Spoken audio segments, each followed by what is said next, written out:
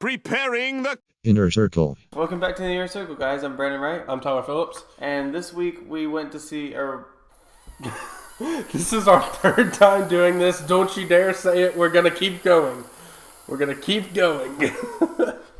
We're not having a good day. Finals coming up has taken its toll. Bear with us. We went to... Oh, I can change this. We went to our house to see, like, in this corner of the world, a movie that was put on Netflix. It is an anime about this woman who's living through traditional Japanese customs in the decade before the Hiroshima bombing that ended World War II. Well, kind of before. It's in that time. Just of the whole entire war, it was spanning over that. It was really good storytelling, though. Mm-hmm. It was animated in a way that was kind of like you're talking about that. You see the Hiroshima bombings, you see stuff happen, you see air raids. Yeah. The thing about it is like it's kind of creepy because like it's animated in a style that kind of makes me think of Peanuts. I don't know why and where you get that either. Like the Charlie Brown Peanuts thing, because they're kind of kooky. They have like kooky animations. It's like they're like moving like normal humans. They're not like little blobs like Charlie Brown or whatever. Yeah. But it's like kind of childish. And it's like kind of like something I would kind show of like my a Studio kids. Ghibli kind of animation. Kind of like something you could show your children. This is not one of those movies, by the way. Do not show your children if you have any. I think you should show your children. If they're 14 and over. I'd show them when they were 5. This is why your kids are going to have nightmares, Brandon. My kids are going to know about all the mistakes we've made as a human race. But it ended the war. What an asshole! At the end, where we got to the Hiroshima part of it, because But you're spoiling the movie. What happens at the end? Okay, but essentially, like you see Hiroshima at the beginning, 1935. You know what you're getting into. Yeah. You know what's gonna happen. Especially when she moves close to Hiroshima, you're like, you know what's gonna happen. Yeah. I mean, her whole family lives in Hiroshima, so this really had to... It was like a 2-hour burn session because you were just like, when's it going to happen? You know it's going to happen. As soon as we discovered that this was like... Because we didn't know anything about this going into the movie. We watched about 10 minutes of it and we're like, wait a second. This looks like pre-World War II. Mm-hmm. And then and then we looked it up. Yeah. We both had that moment of, oh no. Yeah, it's a good movie though. It'll make you, it didn't make me like cry, but it made me go like, oh. In the feels. Hit me in the feels. It's essentially, the thing is it's not completely about the Hiroshima bombing. It's mostly about this woman and how she lives and a pretty good showcase of pre-World War II, Japanese customs.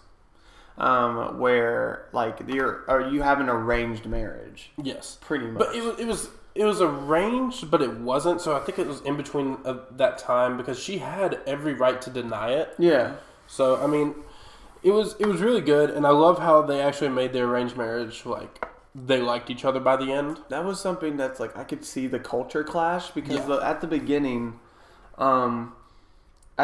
she was like into this other dude. Yeah. Who, like, he didn't go up to her. We thought it was going to be that way. And it's like, are you the one who's, like, my suitor or whatever? And he's like, no. And we liked him. We really liked him. He was, like, if this was a modern day Japanese drama, it'd be the same. It'd be that guy who won. But because it's, like, 1930s Japan, and there is a scene in there where he comes back to, like, save her. Mm-hmm. And, like, she's like, I actually have fallen in love with this dude. Yeah, and I really respected that. I'm kind of glad it was something different, and we usually don't see where the guy who was there all along gets the girl. No, I like this move. It was a good move. It was a good move. Especially her connection with the family. Yeah, her connection with the family is like if you're like me, I'm not very family oriented, so it was kind of nice to in terms of like outer family. Yeah. So like I don't really understand some of the like deep-seated traditions they had with family, but like someone like you, I feel like you're more family oriented than me. Oh, a little bit, yeah. Yeah, I was like, I'm very like, if friends are family are just people that you're connected to. like by Yeah, blood. by blood. I don't really consider that family unless you prove yourself to be family. Yeah, I can see that. Yeah, I'm very much that way. And so when they had that, it was like culture shock for me personally. Not really. Mm-hmm. There's like a lot of moments of culture shock in this Yeah. because I'm like, I am American, and this is so weird that this is an issue, or that this happens. Yeah, and it was good to see like the other side of like a failed marriage almost, and the failed family, because the husband's sister came back, and it was because her husband died, and she didn't like the family at all. So I'm glad they actually showed that and showed that this isn't the only way. Like once you're married, you're set in stone with that family. They actually showed it's arranged, but you can always get out of it. It was a good in between. Do you feel like this movie, like, okay, we've already gotten to like territories, but this is it's less so a spoilery kind of thing. Like the movie isn't really spoilery because you know what we haven't really spoiled any like big traumatic points There was for nothing characters. big. Yeah, this is what I want to get into. Like, do you feel like the movie deserved to be 2 hours long? I feel like it did. Okay. Because, I mean, it was such a good story, and you needed that time to tell it. Spoiling, I feel like, needs to be in, like, shorter films, so you can just, like, end it with a big thing. But this one, it really wasn't that big. They had one part that I do know that we could spoil. But we don't. You will say that for the last little bit. There's only a few spoilers, like very, very few spoilers I want to talk about. But in terms of anything regarding the ending, I only have a one minor gripe that isn't spoilerific. okay. I did not care about the husband. No, but also he, again, Japan, World War II, No, but they were drafted. but- they're going to be away. But I'm wondering, like, no, like how, like we don't really see like much dialogue from the husband that really shows how they fell in love. Mm-hmm. Like she's denying this charismatic guy we went for, and she's probably thinking Japanese customs in her head. I can't do this, but at the same time, like she has fallen in love with this man. Yeah. And she's like really into this dude, but like we don't know. We never see it happen. Even though we have 2 hours of runtime, it's like I never feel anything for the husband. Yeah. And that's just a small gripe I have with him as a character. Yeah. I mean, I'm okay with it because I think most of the time he's at war, honestly. And But it's when just, she falls more in love with the family than she does him. And I can see that, but he's there for months at a time, but then leaves for months at a time. Yeah. And I get that, but like the times where he's on screen, he doesn't have any presence at all. Mm-hmm. Like it literally feels like he's just there. Yeah, I can agree with that. 8.5 out of 10. Yeah, I'd give it an 8. Yeah, I'm around there. Well, going into spoilers, the only really big one I had is like the visual imagery. Like I think it's after she has her arm blown off. The animation that went as her arm was being blown off. Yeah. Was like, It whoa, was amazing. that was and then cool. the other daughter dies, like the sister's daughter, and that was, dang, that hit home, man. And she starts thinking, what if I just held the bag on my right side and had her on the left, and it would have saved her. But I mean, it's just one of those things you can't think about, and you watch this, and it's just a dang moment. It's like, that sucks. A dang moment. Dang. Dang. No, it's just Picture like, of like my face with a dang under it. Dang. yeah, because I do notice those times in films where like something happens and Tyler just goes like, dang. Yeah, I'm just like, oh. Oh, I dang. sink into myself like, oh.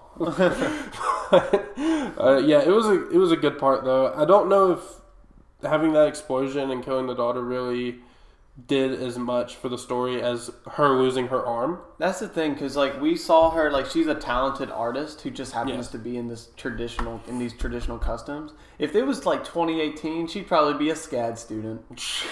Honestly, yeah.